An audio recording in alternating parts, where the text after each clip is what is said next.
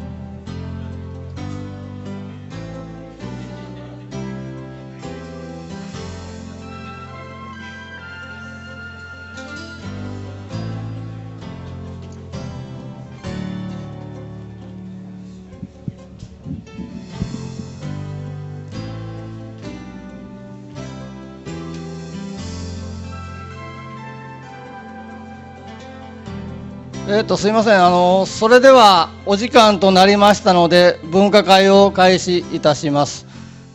It's time to start the breakout session. Good morning, everyone. It's nice to meet you. My name is Yasuda, ESD Promotion Bureau of Okayama City Government. Today, 7 breakout sessions are being held. The theme of number 5 breakout session is literacy. We are going to leave here around 3 o'clock in the afternoon and go back to Okayama Convention Center and then report our outcome of the meeting. We are webcasting today's meeting. I would like you to understand that your photo may be used for the web page and result paper. それではまず会場館であります京山公民館館長の滝本館長よりご挨拶をいただきます。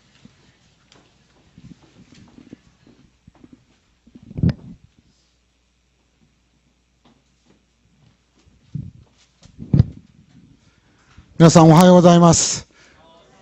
ようこそ京山公民館へお越しくださいました。今日は素晴らしい秋空のその素晴らしいところをですね、おいでいただきましてありがとうございます。文化会場に選ばれましたことを大変光栄に存じておるところでございます。ここで来賓の方をちょっとご紹介させていただきます。早朝より公務ご対応のところをお集まりくださいました岡山市議会議員の吉本健二先生です。どうぞよろしくお願いします。続きまして鬼木のぞみ先生です。はい、ありがとうございます。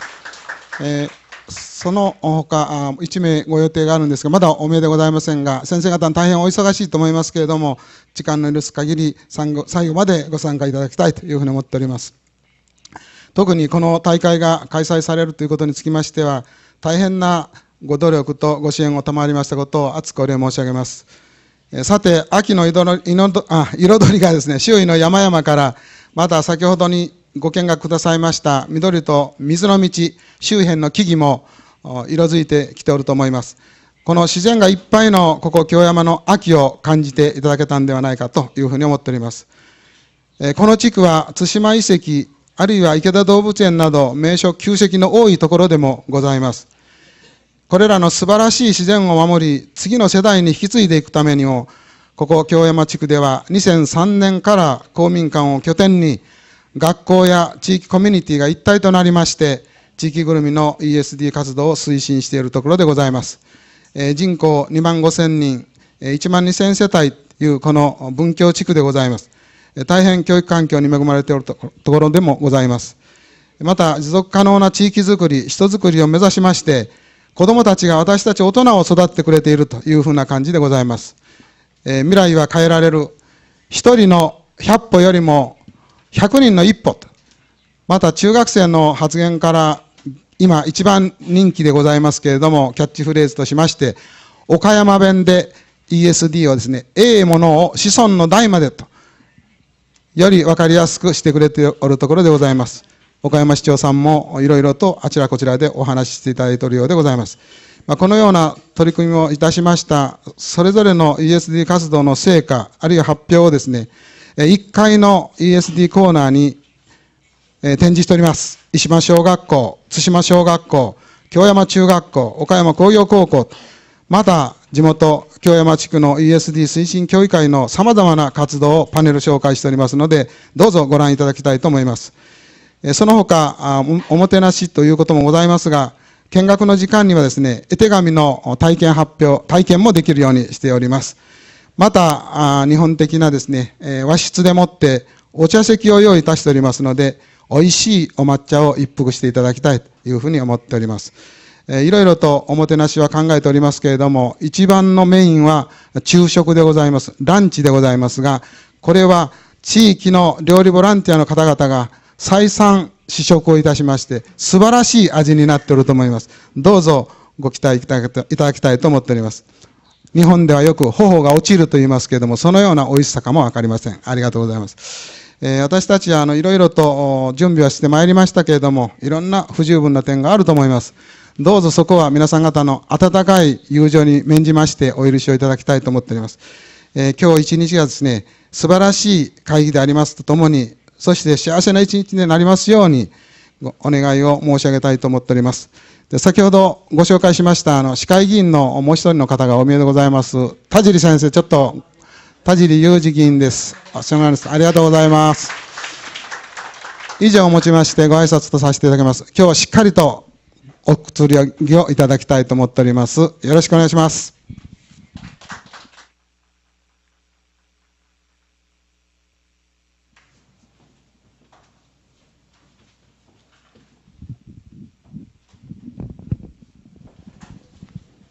We'll also have a lot of agenda to discuss.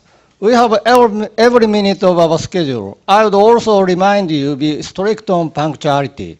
I will introduce two workshop facilitators, Dr. Shafiqul Islam.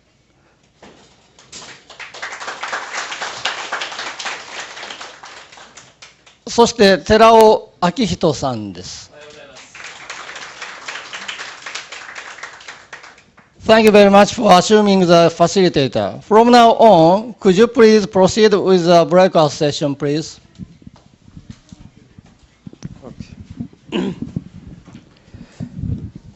A very good morning. Ohayo gozaimasu. We have a very good schedule over here. Looking forward for 4 presentation sessions. We have 6 presenters among ourselves. Let us also give a big welcome to Muhammad Azim Karbalai, the Deputy Minister of Afghanistan for Education and Literacy.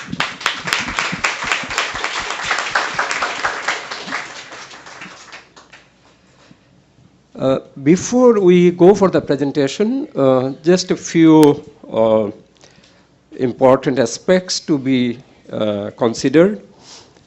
Each presentation will request the presenters to limit into 15 minutes so that we have 5 minutes for immediate question answers. This is the question answers kind of schedule. Then the people on the participating mode will have more time to be engaged.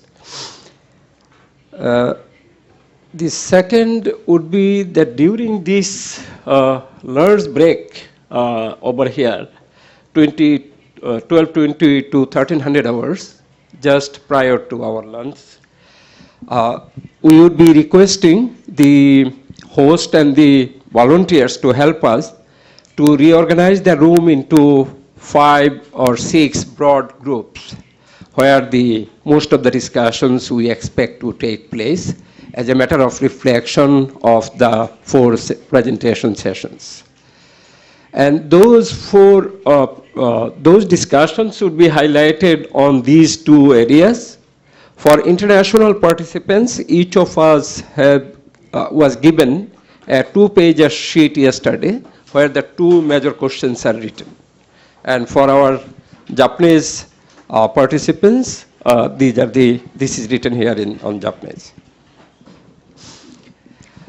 Before we start the presentation, I would be requesting, since many of our internal participants are not in the yesterday's session for the day long, so I would be requesting our colleague Ahito Tarayo to give a kind of briefing what happened yesterday, major sessions, kind of major highlights, so that we are all on the same web page.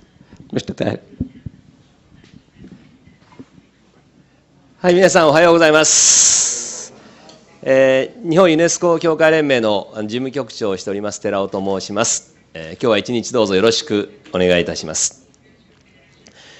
今だいたいサフィックさんの方から、今日の流れがお話ありました。今日はですね、会場に約80名の皆様がお越しです。で、20名が海外からの方。で、残り60名が日本の方でございます。で、この中には、昨日の会議に参加された方から、参加されていない方もいらっしゃいます。そこでこれから、私が、数分いただきまして、この一連の中で何をしようとして、どんな話し合いがされて、そして今日これから何をしようとしているのかについて、ご説明申し上げたいと思います。で、今回の公民館 CLC 会議は、この ESD を推進するにあたって、こうしたコミュニティをベースにした機関がどのような役割を果たしてきたのか、そして今後どのようなことをできるのかということを話すことを目的にしています。したがってサフィクさんがさっき言いましたように、今日ここに日本語で書いておきました。今日のこの京山公民館での話し合いの成果として、この2つのことを皆様からご意見をいただきまとめたいと思います。で、一つは公民館や CLC、こういったものは ESD の10年にどのような役割を果たしたか、どのように貢献してきたかということでございます。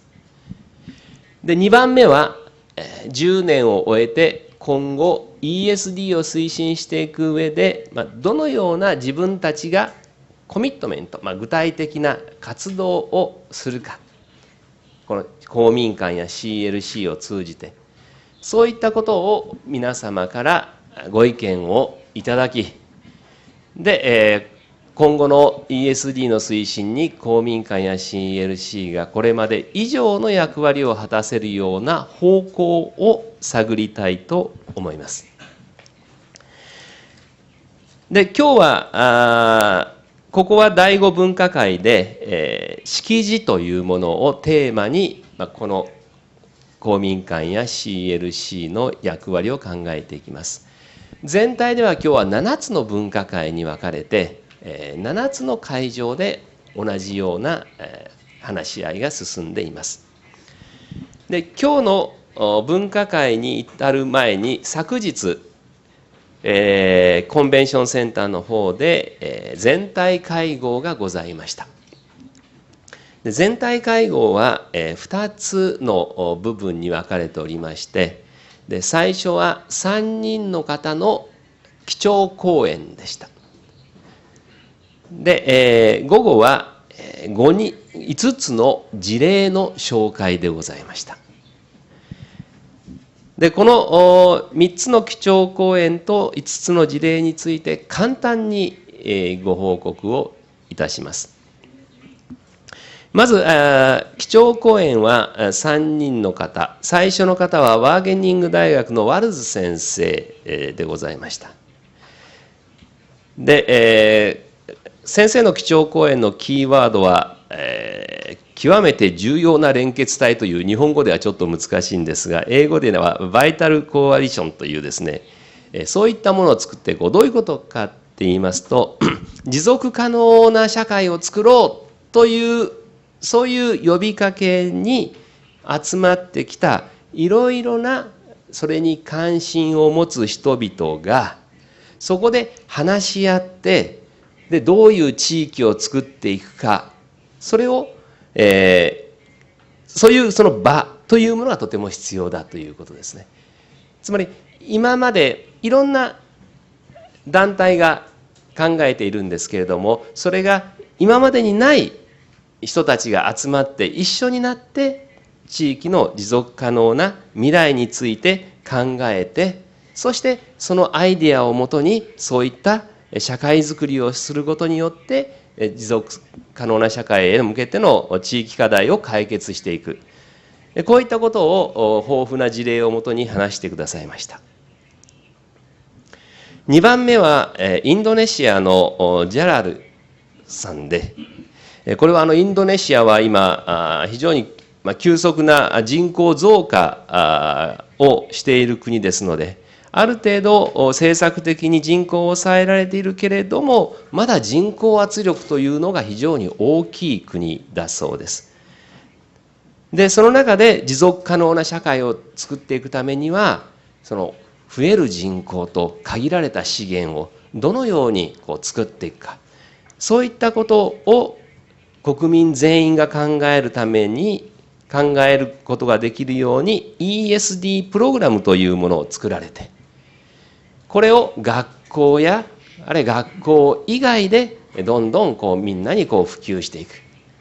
で、学校以外のところで CLC というのがそれを果たす役割を担っているというお話でした。そして重要なのは学んだだけではなくて、それをもとに行動できる人間を作るというのが、というお話でございました。それから3番目の基調講演は末本先生で、この CLC というのは、やはり皆さんが集まって、そして持続可能な社会をどうやって作ったらいいかということを話し合い、で共同の地を作るところだと。みんながこの地元の持続可能性の解決方法を話し合って考える。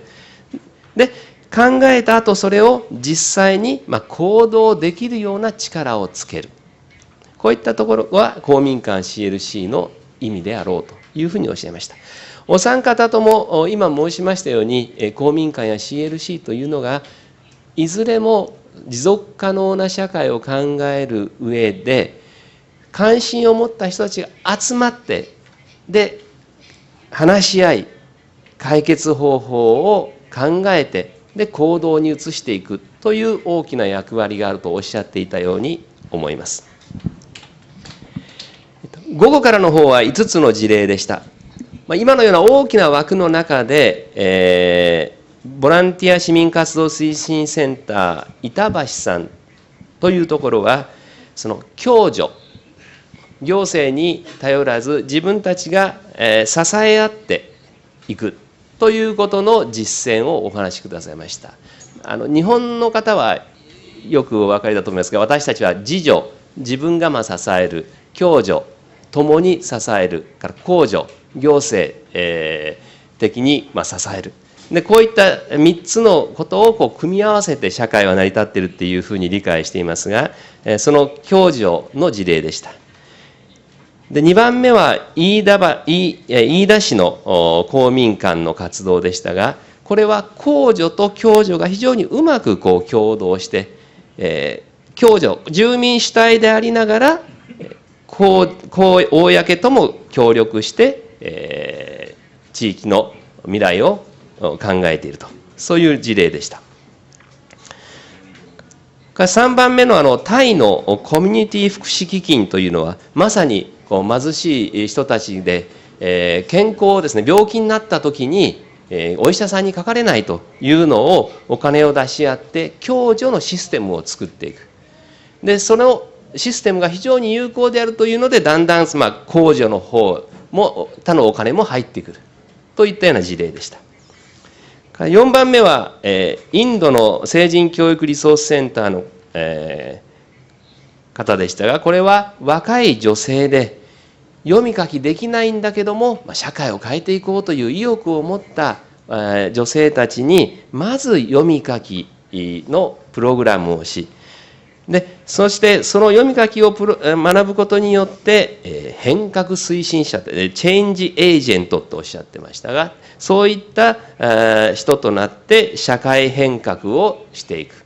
その社会変革が自分たちの生活の向上でもあるし、持続可能な社会づくりでもあるというふうなご発表でした。で最後にイギリスの方がソーシャルパーパスエデュケーションということで、公正な世界を築くために、批判的な精神を育て、そして、より良い社会を作っていくという方法論をやってらっしゃる。いずれも最初の3つが公民館 CLC の役割的なものであったのに対して、あとの5つの事例は自分たちはどうコミットメントをしているかという事例でした。これが今日の話し合いの元になると思います。皆さんもこれから4つの今日は事例発表をお聞きになりながら、常に頭の中ではその公民館 CLC はどのような役割を果たすのか、そしてこれから私たちはどんなことをしていくのかということについてお考えいただき、その皆さんのご意見をいただきたいと思います。で今日の私とサフィクさんの仕事役割は皆さんのアイディアをいただいて、そして、本大会の方へ届けることでございます。どうぞ一日よろしくお願いいたします。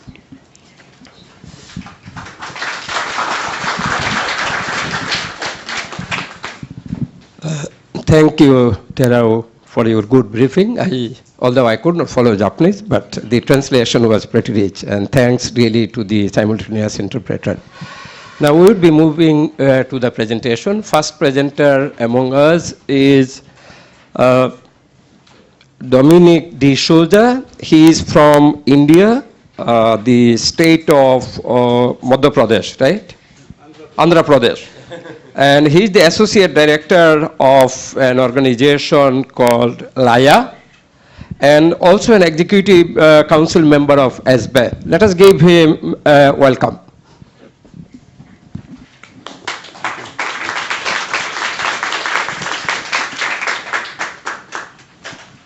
Gudaimasu. Good morning. And namaste, as we say it in our state where I come from India. I bring greetings from the communities with which we work. These are the indigenous communities, especially to the members of the Kyoyama Kominkan.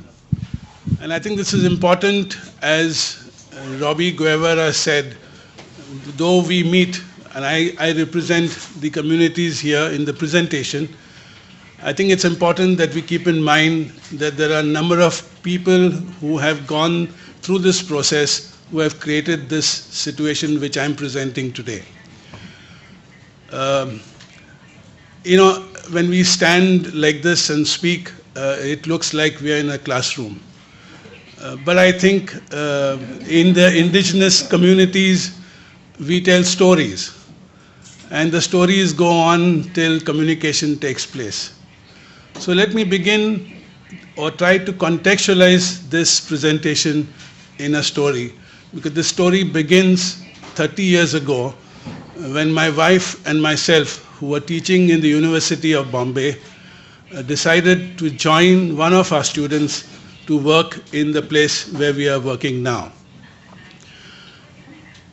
When we went there, what was most important was we realized all our classroom knowledge and skills were useless for us to work in those villages, because everything was concrete and we had no ideas of differentiating one tree from the other, and it was really being illiterate in that area as far as we were concerned. So this is the context, and I would like to take you as to where we are. I'm sure that now we have, I just wanted to situate this for everybody. So this is the country, this is where we come from, we are there. And that green belt that you see is the indigenous people's location, where people are there. I thought that it would be good that we have an idea of the kind of natural resource situation of that particular area. So these photographs gives you both the natural resource situation and how people relate with it. I will not explain that because it is a bit clear. So what I have tried to put before you, a little bit of the forest situation, a little bit of the water kind of conditions that are there, and of course the land aspects, which I will talk about a little later. This gives you, we have houses and houses all over the world. This just gives you a glimpse of what is the housing situation, what kind of things that they relate with in terms of, and some changes in the agriculture pattern that you can see. Just to give you an idea again.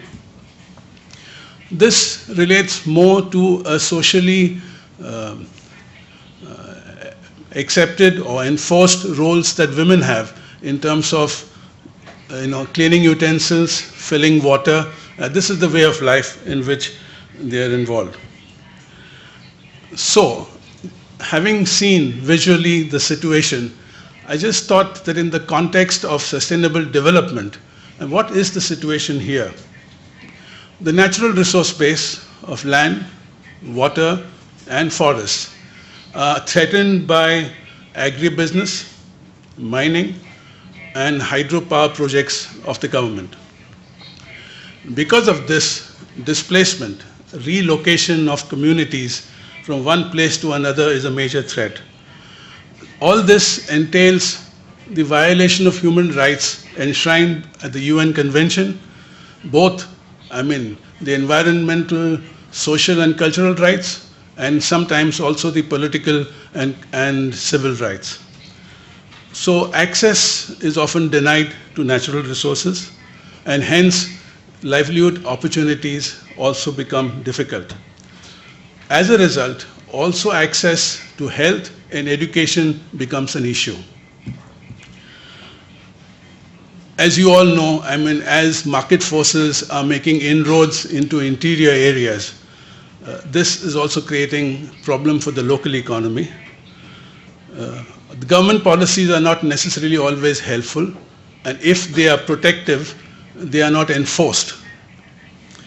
When I say communal here, I am talking of religion, because the tribal indigenous population have a nature-based religion. When other religions come into the area, they create their own problems. There are also major ideological forces. We have extremist groups that are working in this area, which also creates their own tension. So therefore, the most important thing when it comes to looking at their own sustainability, their identity is an issue, their language and their culture. So one important factor is the fast-paced external changes that are being imposed in this thing. The second major one is the tension between the commercialized agriculture and subsistence agriculture. And I think there are issues of sustainability here which are very important. What has happened as a result, especially in the younger generation, is they are beginning to believe what outsiders are saying than their own elders. I just present this slide not to explain, but to just look at these two figures, which shows you the All India figure. And I'm sorry I do not have the figures for my state, because my state was recently divided into two smaller states, and the figures are not available. But I suspect it is about 35% as far as the general literacy among indigenous people is concerned. And if you take the women literacy rate, it's about 27%. It's very low. But this slide is misleading. It's misleading because the program that I'm going to talk about is not looking at 100% coverage of illiteracy as the governments promote. Here we got into literacy because of something else. We got into literacy because women who got elected in the local councils, women who became office bearers in the self-help groups, women who, more progressive women farmers, they began to realize they have to depend to read and write on other people in order to be involved in decision making. So their motivation level was extremely high in order to learn literacy. So this is a very unique situation, and I want you to bear in mind, because this is very peculiar to the program that we have. So therefore, the major objective of this program was to equip illiterate but motivated potential tribal women leaders with basic literacy and numeracy skills.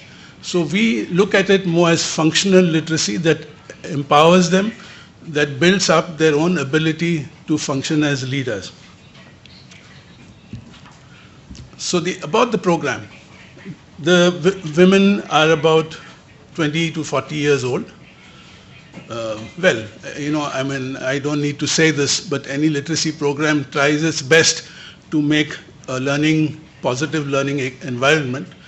And I don't have the time here to explain to you how we actually do it. And I could take a few questions then to explain. So what happens this is a 10-day residential program. At the end of it, well, we have had a number of programs, and about 600 women by now who have gone through it in the last 10 years.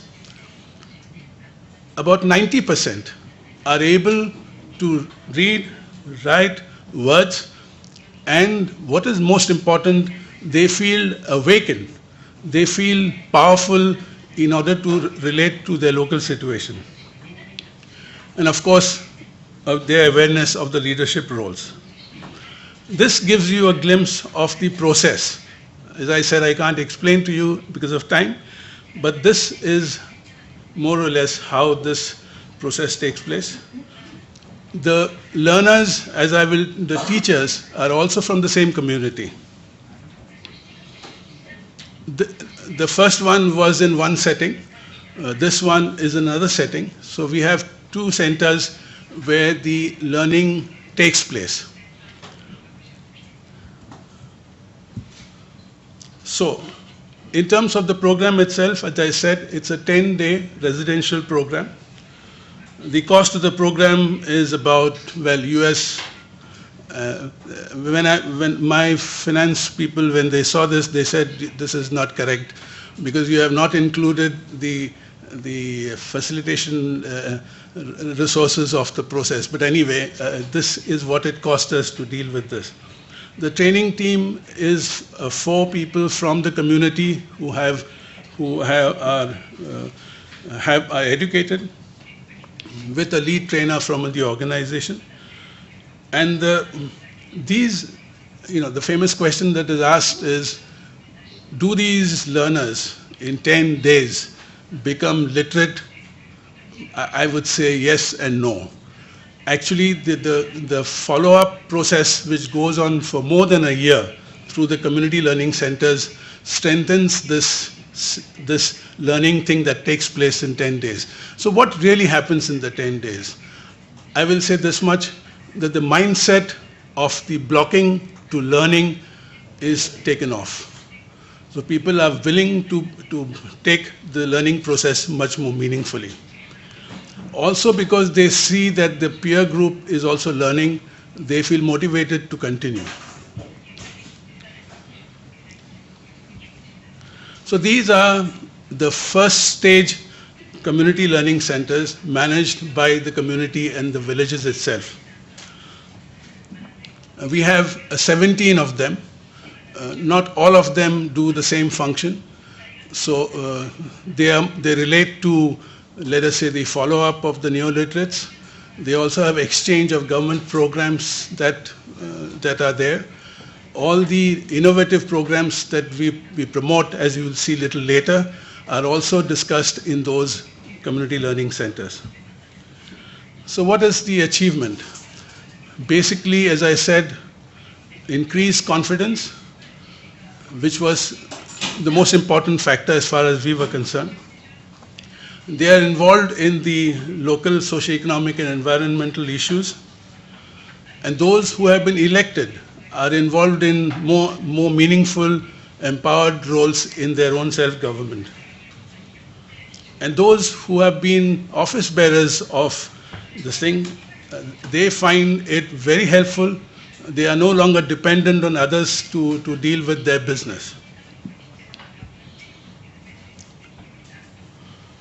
I mean, more than anything else, I feel in the context of sustainable development, they are equipped to act as responsible citizens in the place that they are. And lastly, but not the least, I think it opens a window for them to be involved in lifelong learning processes. And I must tell you, because I'll show you a little later, in what are the other activities that they get engaged. So this particular program, which we call the CRASH literacy program, we say CRASH because it's a short duration, full-time residential, is also part of a broader process where other learning takes place. So they are also part of the other learning situations. So there are the exposure programs and so on and so forth. I will not spend much time. So a key area of sustainable development that we focus is on sustainable agriculture because food security is the key factor as far as this community is concerned.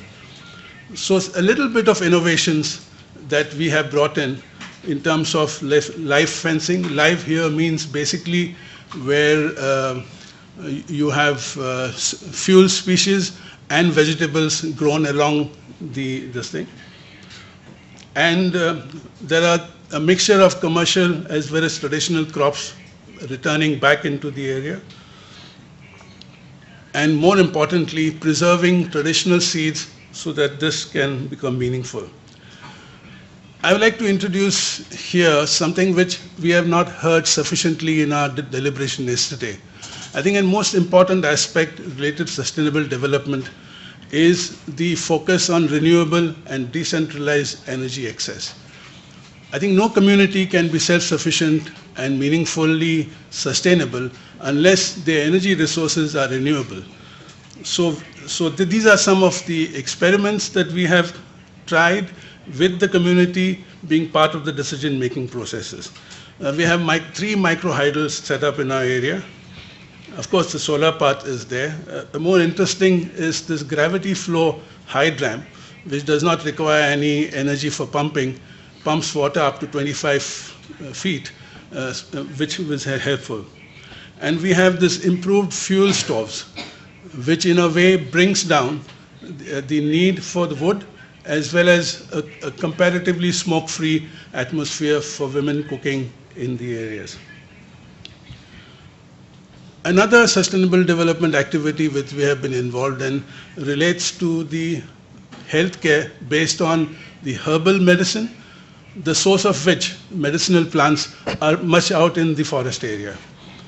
I won't go into details of this, but we have tried to get the traditional healers together, about 200 of them, and they are involved in, the only problem there was that most of them were male, so we began teaching women to also join through that given process.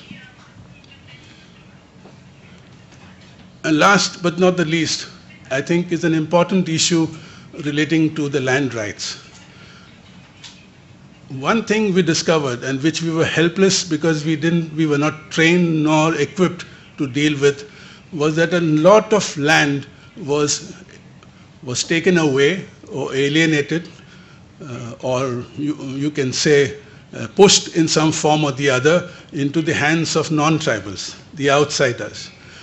And it was a big struggle through the legal process, also through the alternative dispute resolution process, to be able to get these lands back. Of course, it is about 25 years now, and we have about 25,000 acres back, but that's only 50% of what the problem still exists. And this is what we say, that if any people, the indigenous people, do not have the resource on which they can live and sustain themselves, then they are not sustainable. And so this for us is the most important factor. Before I end, I would like to say that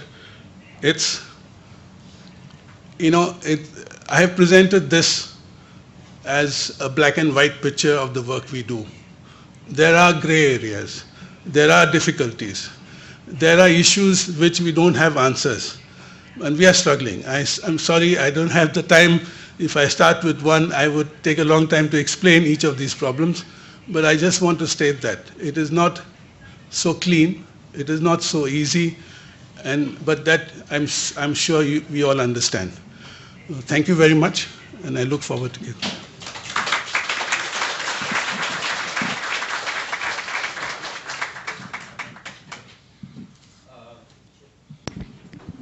We can take perhaps 1-2 questions which are very burning for D'Souza.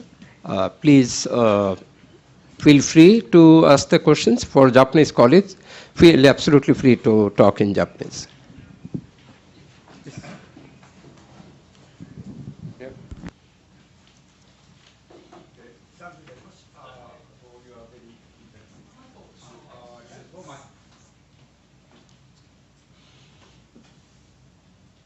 Thank you very much for your very interesting and informative presentation. My name is Katsunori Suzuki, Kanazawa University. I'm very much curious about the 10 days program. What is the substantive content, component of 10 days program? Because you said, for literacy acquirement, yes and no. So for 10 days, they have been motivated. But more than 1 year period, follow-up activities would go. So in 10 days, what they have learned, not just the literacy, but something more. So could you kindly elaborate? Thank you. What happens in this 10 days? I think it's a good question to explain. First, when we have the intake of the participants, first of all, the selection process also is a little long drawn. This is not a program that we advertise. As people show interest, and when the number of 25, 30 is available, we have the program. So that's the first thing. So when they first come there, they are not on the same plane. They are different. Some have gone to school and have forgotten completely, depending on the age. So we do an intake interview and divide them into 4 to 5 groups, depending on the levels. And in those 10 days, coming to your question a little later, they move, you can say, hierarchically up or horizontally towards better learning ability, let's say like that.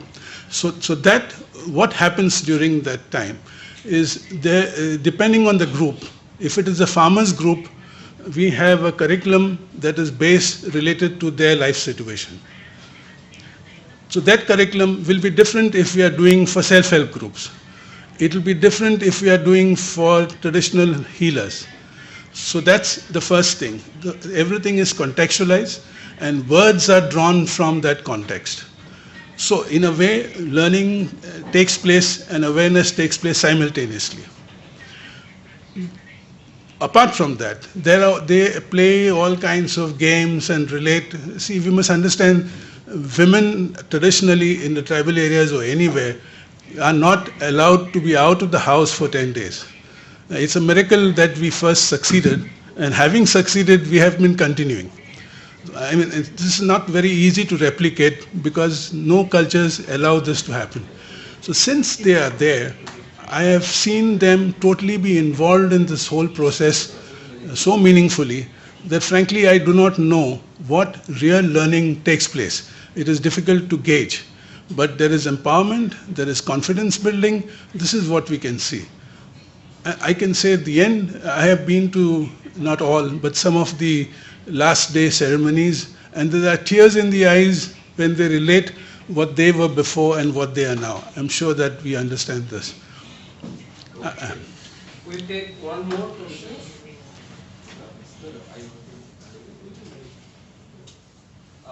The Ayurveda, you raised your hand, please. Please.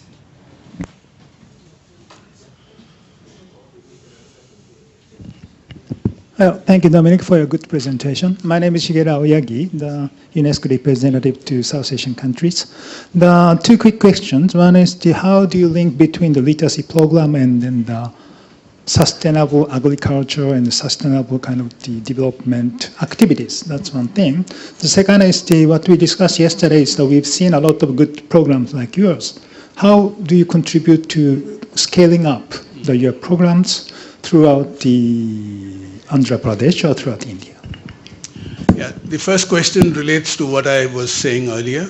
The content of the context of the people who are part of the training process is brought into the curriculum. And the issue is how are they linked with this? See, the kind of programs that we have been involved in working with them are part of their daily life situation. So they are already involved in multiple program possibilities, not as active citizens, but as perhaps beneficiaries of given situation in any case.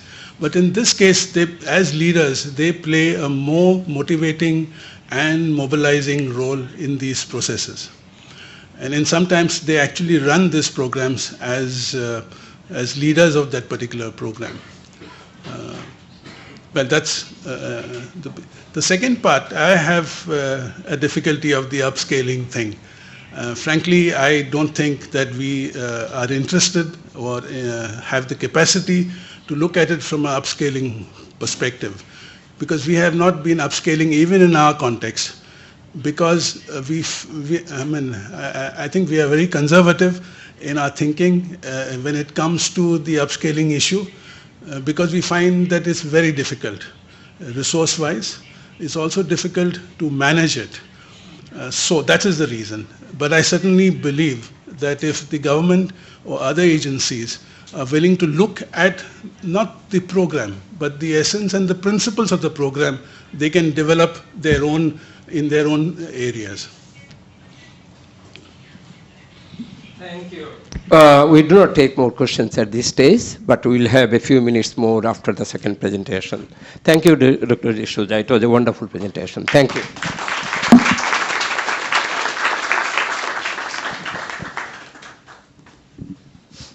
Our next presenter is Shahzad Hussain from Pakistan. He represents an organization called Bunyad. This is one of the oldest NGO in Pakistan and has a reasonable coverage in the country.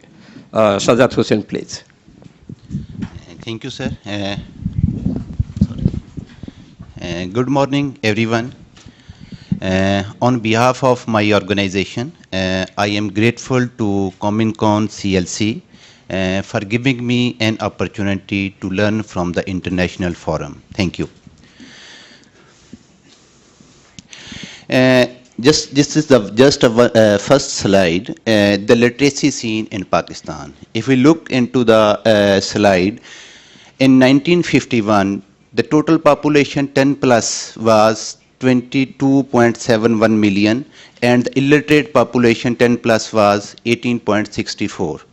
But in 1998, the 10 plus population was 89.84, and the literacy rate was 50.38. If we look into the slide, no doubt the literacy rate was increased in 1998, but on the other hand, the number of illiterate also increased due to overpopulation growth. And after 1998, in Pakistan, no census was held yet. And according to different sources, the current literacy rate of Pakistan is 58%. These are the challenges which we are facing in Pakistan: high population growth rate, poverty. 74% people in Pakistan earn less than $2 a day. There is no opportunities for 10 plus age population for learning. There are no permanent learning centers. Some non-governmental organizations like Bunyad and other organizations are implementing literacy projects, and also a literacy department of Punjab, but there are no permanent learning centers for 10 plus age learning, because under UP we are covering 4 to 9 years of children. And the work of women not recognized in Pakistan, and about 30 to 35% dropout ratio before the completion of primary grades in Pakistan.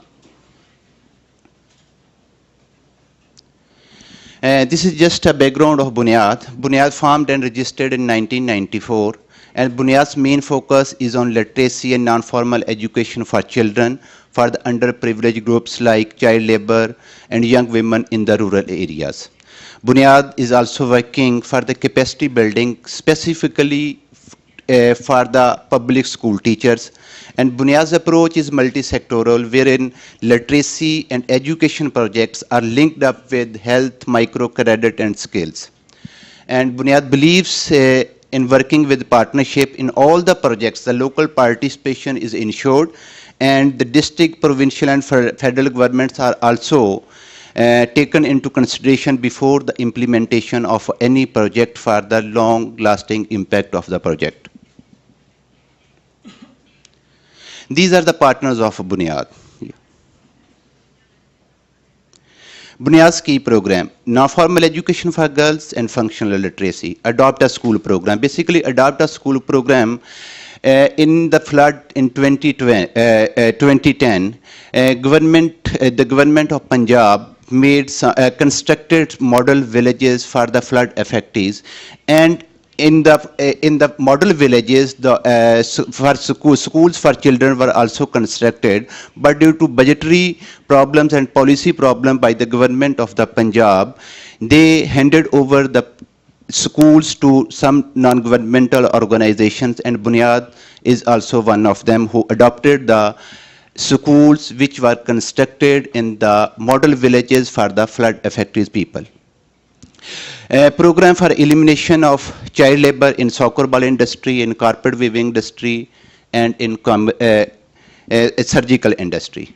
Expansion of enrollment in formal schools to achieve EFA goals under UP Universal Primary Education. Training of non-formal education teachers, community learning centers, health and sanitation, microcredit for women, reproductive health initiative, research, and publication and kitchen gardening. This is Bunyad's developmental approach. In Union Council is the last administrative unit in Pakistan. There is federal, then province. Under the province there are districts, tehsils, and under tehsil there are union councils. And union council comprises 30,000 to 45,000 of population. And this is Bunyad's approach. Some community learning centers are initiated under some specific projects, and some CLC community learning centers are developed. For example, if we establish non-formal education center for children or adult education for adults, gradually we try to convert the non-formal education center or adult education center into a community learning center. This is and the non-formal education center and adult education center are linked up with the line departments. Just one, there's Rescue 1122. We try to link our center with Rescue 1122 for first aid training to our teachers and other members of the community. These are the Bunyad's key interventions to achieve EFA education for our goal. And so far, Bunyad literate more than 0.9 million. And these are the fields in which Bunyad intervened: in adult literacy, in mobile-based post-literacy, functional literacy, non-formal primary education, basic education for out-of-school children, program for elimination of child labor in soccer ball, surgical, carpet, boundary labor, street working, early childhood, especially during flood in 2010. Expansion of enrollment of formal schools, and in disaster areas, temporary learning centers, construction of schools, adopted schools of model villages, child protection, trafficked children rehabilitation of camel jockey children in the southern districts of Rahim Yar Khan and Muzaffargarh. This is the presentation. This is mobile-based post-literacy, and I am grateful. I am here in Japan, and the person who has mind behind that project is also from Japan, and his name is Mr. Ichiro Miyazawa. And when the project was initiated in Pakistan, Mr. Ichiro Miyazawa was in UNESCO Islamabad, and now he is working in UNESCO Bangkok. He helped a lot to develop the project and to develop the messages. And thank you. And this is the pilot was initiated in 2009, 10 centers in 3 districts of Punjab in collaboration with UNESCO and Mobilink. 250 learners were made literate, and in the second phase in 2010, 50 centers in 4 districts of Punjab with same partners, and in 1250 learners were made literate. And this is in the third phase in 2013, mobile-based post-literacy and M-learning for teachers training aim to promote literacy amongst rural young women through mobile phones. Major achievements in the third phase were 1250 semi-literate. Semi-literate, which means the Quranic literate, because the alphabets of Arabic and the Urdu are more similar, and more than 80% rural women can read the Holy Quran by rote system by heart. 50 mobile phones, teachers were trained through mobile phones, which was our other partner, which was Agahi, and computers was given to each center in phase third. In the phase 1 and phase 2, computers were not given, but in the third phase, according to our assessment and evaluation, computers were also given to the centers just for the connectivity with the world and for to gather the information from other sources. This is basically the 7 months duration course.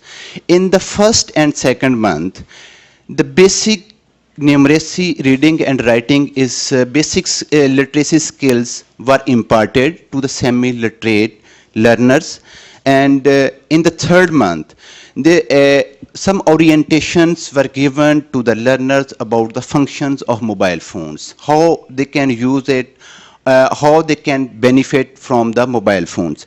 And in the fourth month, learners received messages 1 to 10 words in Urdu, in our national language, and the learners write message, read message and write message on their notebooks just to recall and memorize again and again. And in the fifth month, the learners received messages, wrote messages and replied messages to the software of Bunyad. We sent the messages from our software, and they replied through mobile phones to our software so that we can assess their learning level. And in the 6th month, they received message, replied message, and they also gave answer to our questions. In the 6th month, we sent them some questions, and they gave answer about their questions.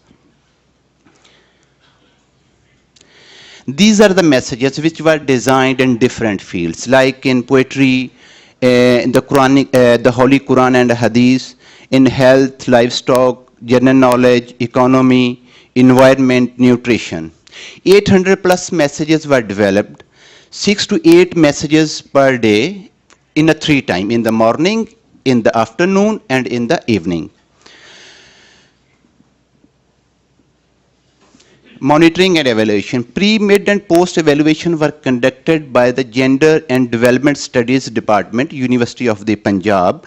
These evaluation forms, not evaluation forms, these are assessment. Assessment forms was mutually developed by Bunyad and UNESCO Islamabad just for the assessment, not for the evaluation. Evaluation was conducted by Gender and Development Studies Department. This is the major finding, change in social life of teachers and learners, which under the evaluation study. This is why mobile phones for literacy in Pakistan. In Pakistan, more than 99 million mobile phone users. And the total population is about 170 million. And more than 50% mobile phone users in Pakistan, and only have 12% bank accounts.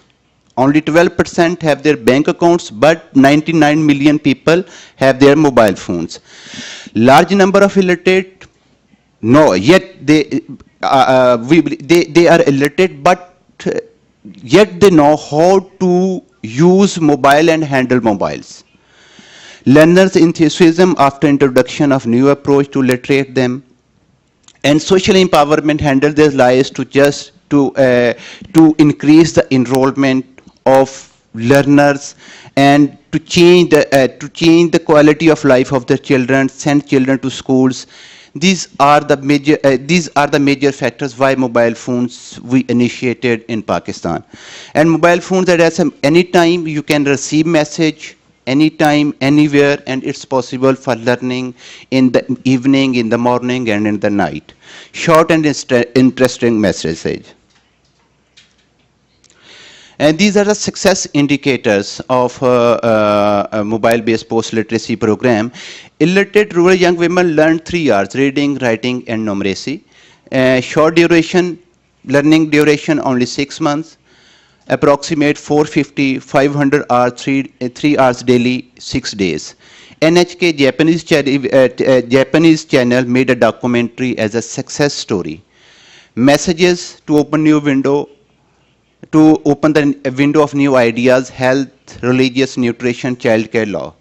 This is also, mobile phone is also useful for precursor to computer uses.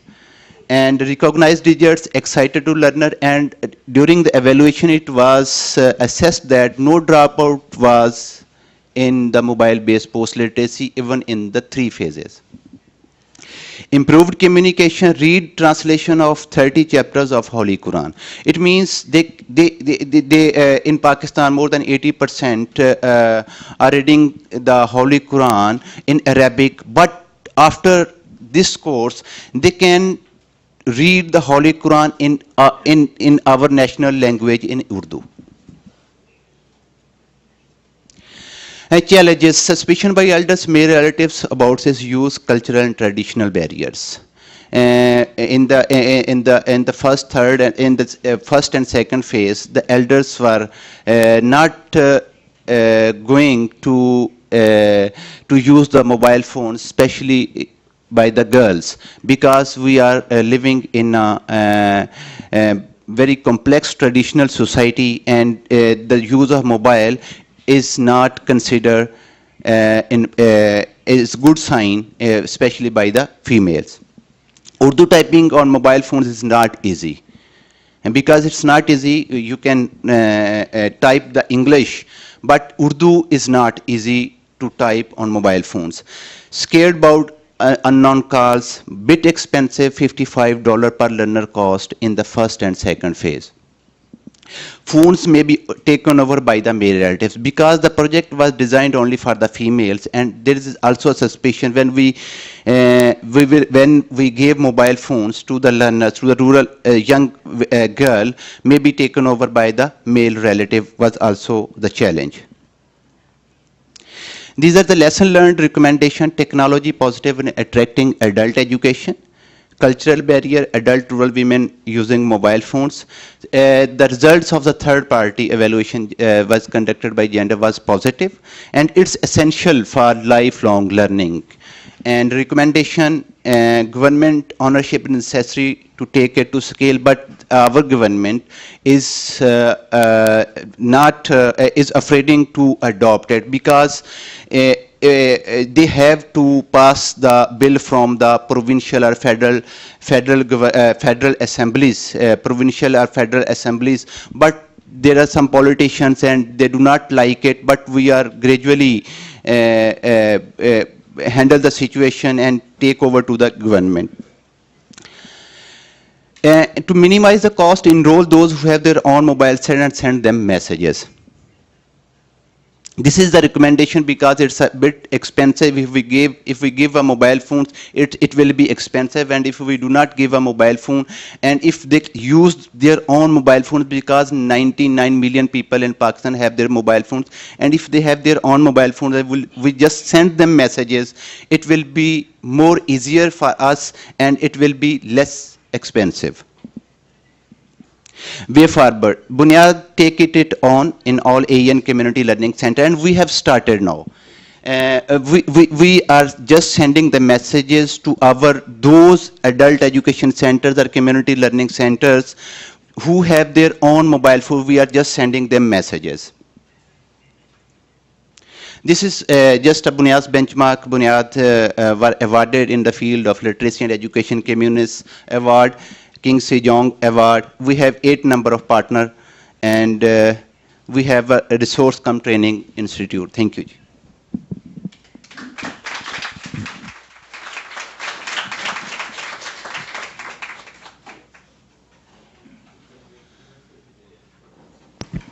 So the floor is open for questions, but first I would be requesting our colleagues to address 1 to specific questions to the Bunyad presentation. Then we'll move to the question answer on both the presentation, but taking these guidelines into consideration.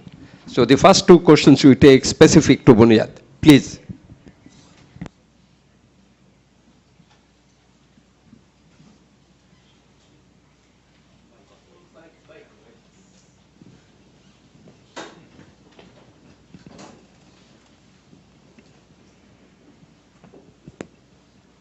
シャハザスさん、プレゼンテーションありがとうございました。私、佐々木拓也と申しまして、今、アフガニスタンの識字教育のマネジメントのプロジェクトで働いております。一つ質問があるんですけれども、このモバイルリテラシーの修了した 60% ぐらいの方が、ハイヤーラーニングとあとセルフエンプロイメントに進んだというふうに、ちょっと書いてあったのですが、このハイヤーラーニングっていうものは、どういうものなのかというのをもう少し詳しく教えていただけたらなというふうに、あと誰がそういったものを提供しているのかも含めて、教えていただけたらなと思います。以上です。Thank you. Actually, in Pakistan, only in the province of Punjab, there are 30 million illiterate and more are females. According to self-employment, we have linked them to the Rescue 1122 for first aid, and they have not stopped the messages. We have developed more messages in other fields, like in financial literacy, like in livestock and other things, and they have enrolled themselves with the Bunyad. We have a software, and we are just sending them to the messages. We have also a newspaper of Bunyad on a monthly basis. They received our newsletter and just send up a crux of the newsletter, send it back to Bunyad, and this is how, and some of them have also by the use of mobile phones, they have developed the calling center in their local areas. Now are they using the mobile phone for phone calls?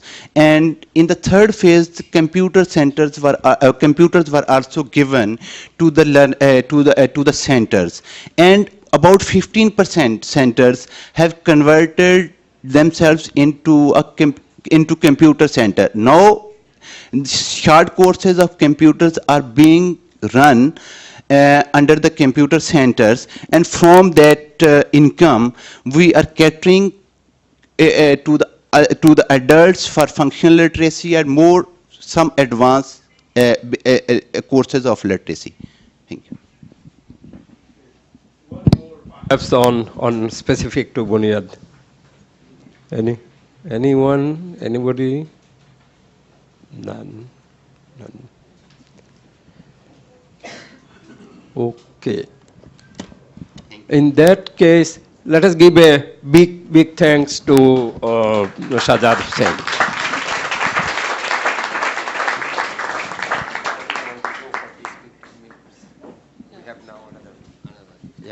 So we have 15 minutes for question answers before we go for a short break. The floor is open to ask any question, but we would be requesting to the extent possible to relating our questions to the 2 broad questions we have behind. But of course, this is not obligatory. So feel free to ask questions. It can be specific to the organizations, or also trying to kind of build a synergy between the 2 organizations in the context of CLC in particular, and the EHD on a very specific context. Could you please ask the Japanese colleague? For them is good opportunity.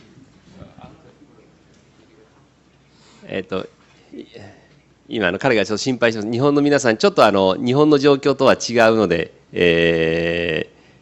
質問が出づらいかもしれませんが、何でも構いませんので聞いてくださいっていうふうに。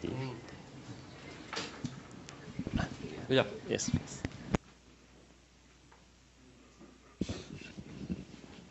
なかなか最初、皆さん質問しにくいかもしれないんで、キックオフという意味でお聞きしたいと思います。日本語で言いましょうか、英語で言いましょうか。My question is that say how you interpret about the literacy, because say we need to think about the definition of literacy, because say if it is just linguistic issues, whether they can be able to read and write. Or in my university, we are promoting the program on ESD literacy. Awareness on various issues. As you pointed out, not just to make them read and write, but to be aware and to be motivated. That would be quite important. When we discuss about the literacy, we need to have the same understanding. What we are discussing, just to teach, read and write, or to have broader, to make them aware about the broader concept. I think that is quite important. Through the CLC Kominkan programs, we also need to consider which one we would like to do. In the case of just read and write, in Japanese Kominkan, we don't need, because we almost 100% basic education available through the elementary schools. So all of us could read and write. But for the ESD literacy, much more could be done. So that's my question. How our colleagues here would think about the definition of literacy. Thank you very much.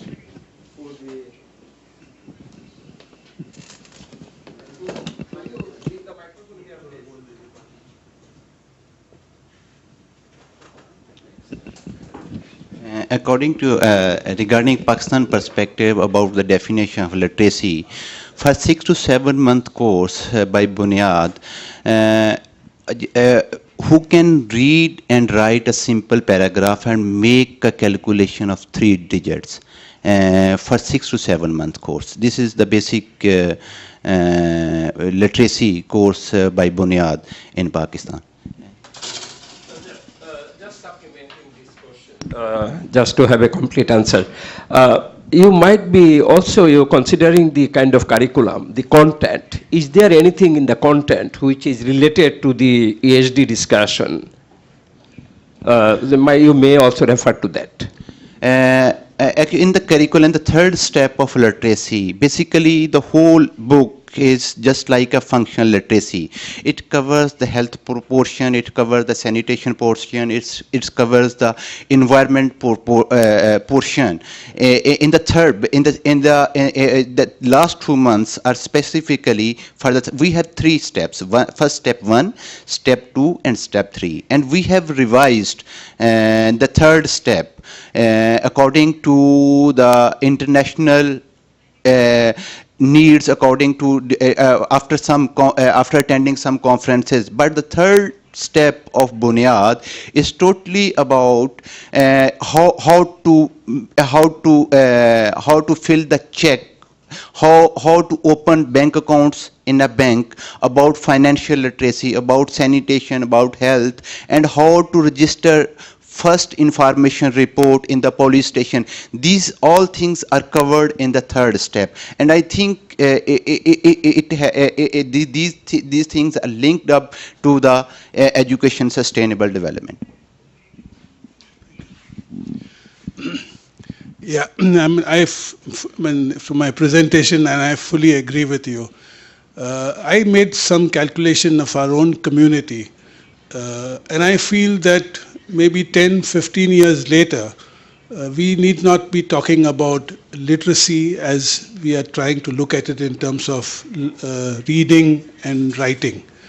Because by that time, the access to school, like it is, as you said, in Japan, would have been reached to a great extent. Of course, there will be some dropouts, there will be, so it's not 100%, but majority of the population would have gone through education. But as I said, when I came from the urban context to the rural context, I was totally illiterate in my ability to relate with my own surroundings. And that is the issue which faces everybody. And let me give an example. We talk of climate change. We say it is complex, but we don't make enough effort to make it a little simple for ourselves. And we think very often the problems are somebody else's problems. But climate change and sustainability is everybody's problem.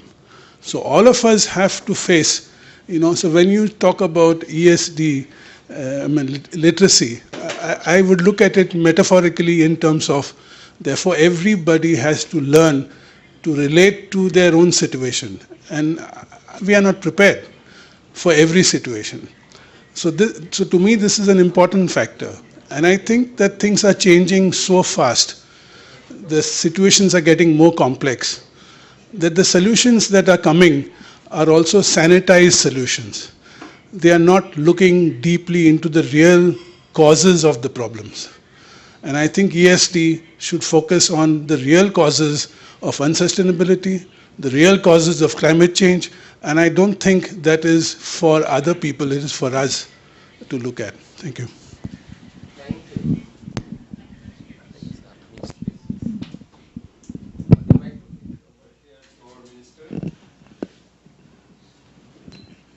Thank you. I'm Muhammad Azim from Afghanistan.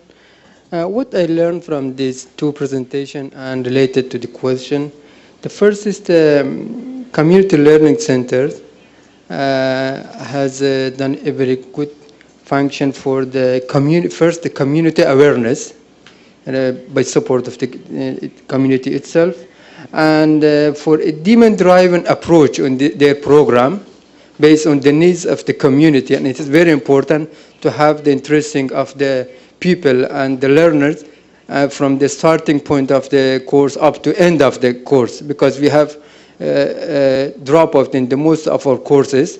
But I think if we have the participation of the community during through these community learning centers, we will have less dropout.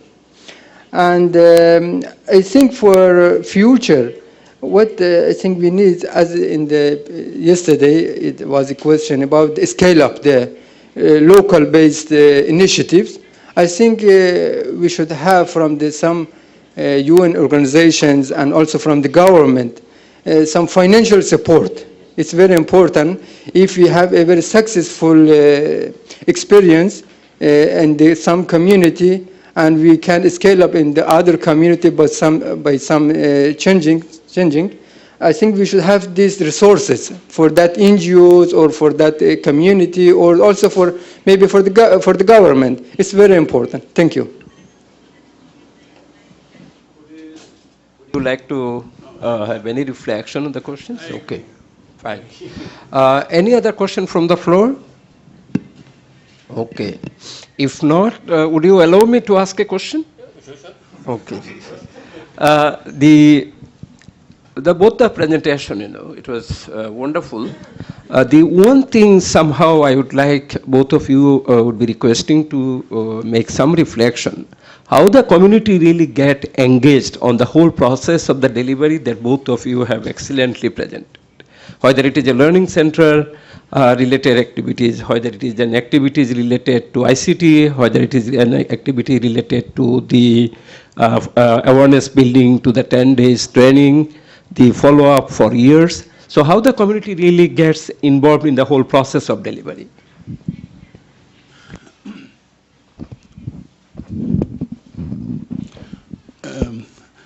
Yeah, I mean, that is a very difficult question to answer because there was no program that we had to elicit participation from the people as such.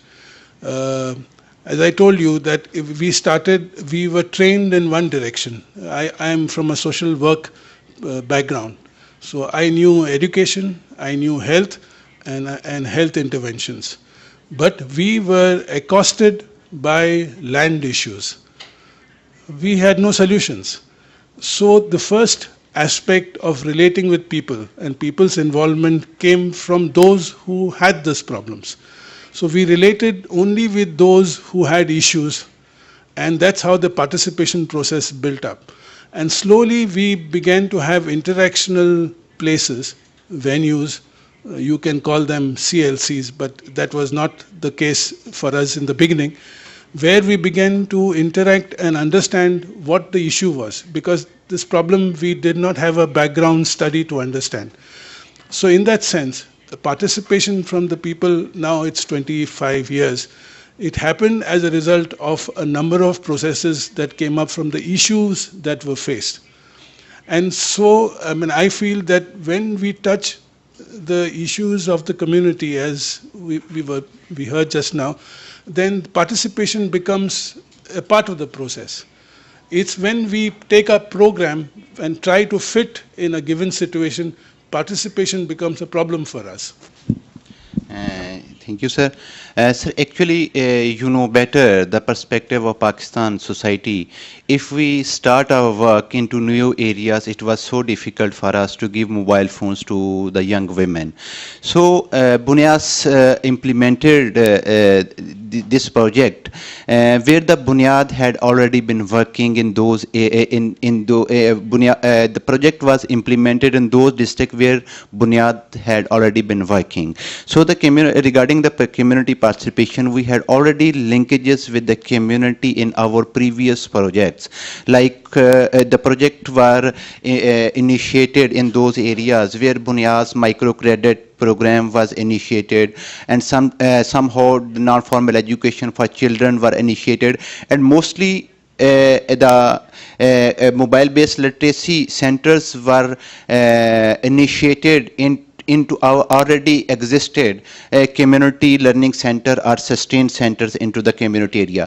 So that's why we had not a problem regarding the venue, regarding the local participation in the mobile-based literacy program, where the program was, where the center was established in new areas like other adult education centers, and it takes a long time for community participation.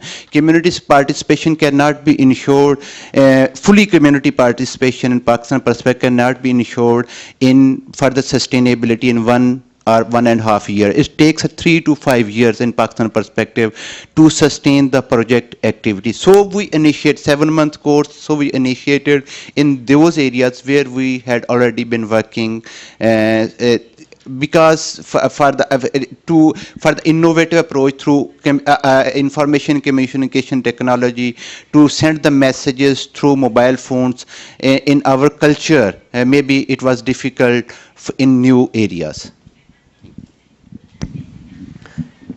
ありがとうございます。この分科会、リタラシーという分科会です。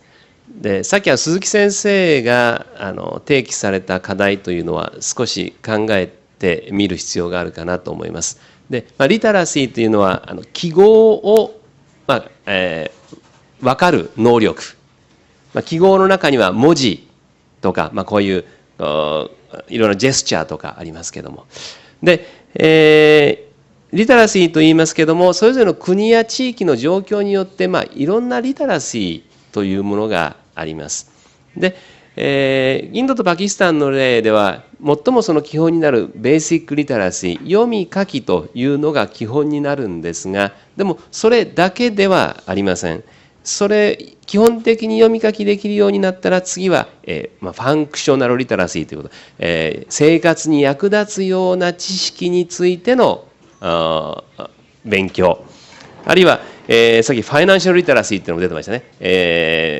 いろいろなお金のやり取りについてのリテラシー、ルール、そういったものがあるな。そういう中で、鈴木先生ESD リテラシーということをご提起なさいました。で、おそらくお二人の発言、実際の活動の中でも ESD に関する事柄を学習者の方が学ぶというのも入っているんだと思います。したがってこの公民館や CLC が ESD の10年にどのような役割を果たして貢献してきたかということに関して、ひょっとしたらまだ私たちが共通の理解とはしていませんが ESD リテラシーというものを地域に広めていくという役割を果たしてきているのかもしれない。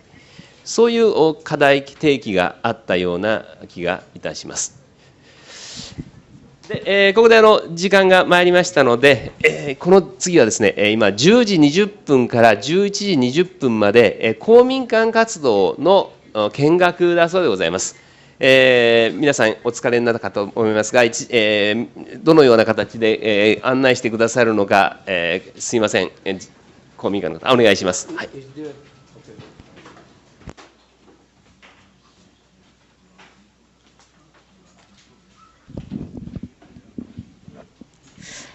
皆さん、こんにちは。公民館職員の田中と申します。では、これから11時20分まで公民館の見学をしていただきますので、少しご説明をいたします。今日皆さん方の、お手元にあるファイルの中に、このような緑色の、ものと、それから、公民館の平面図も、入れているかと思いますので、そちらを参考にしてください。公民館の見学は、1回で行います。3箇所で、行います。まず1つ、お茶席を設けています。茶道裏千家クラブの方が、お茶のお手前をしてくださいます。お抹茶とおまんじゅうを召し上がっていただきます。一度に入れる人数が10人少しというふうに決められていますので、お茶席に入りたい方は、まず一番にそちらの方に行っていただけたらと思います。それから、美術工芸室という部屋では、絵手紙の展示と体験を行っています。体験というのは、実際にはがきに絵を描くことができます。はい。ぜひ、これもチャレンジしていただけたらと思います。で、もう一箇所は、実技室という部屋で、京山地区の ESD の展示を行っています。小学校、中学校、高校の皆さん、そして地域の皆さんの活動を展示していますので、ぜひご覧ください。そしてまた、2階の、その、廊下のところには、少し狭いですが、ドリンクコーナーも設けてありますので、ご自由にご利用ください。それでは、皆さん、貴重品は必ずお持ちいただいて移動していただきたいと思います。それぞれ各1階の方の、部屋の方には案内人がおりますので、ぜひ、お部屋の方に、お越しください。よろしくお願いします。